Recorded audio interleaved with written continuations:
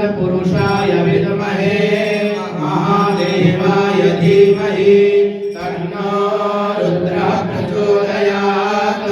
शंकर गुरुभ्यो नमः, परम गुरुभ्यो नमः, परमेष्ठी गुरुभ्यो नमः। मंत्र पुष्पांजलिं समर्पयामि।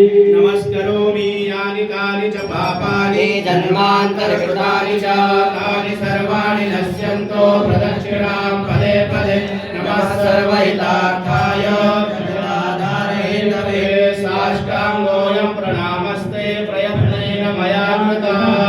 नमस्कारान् समर्पयामि। अथ प्रार्थनां शङ्करं शङ्कराचार्यं केशवं बादरायणं सूत्रभास्य कृतौ वन्दे भगवन्तौ पुनः पुनः।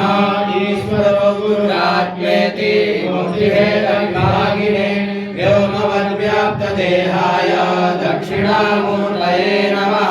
प्रार्थनापूर्वक नमस्कारान् समर्पयामि।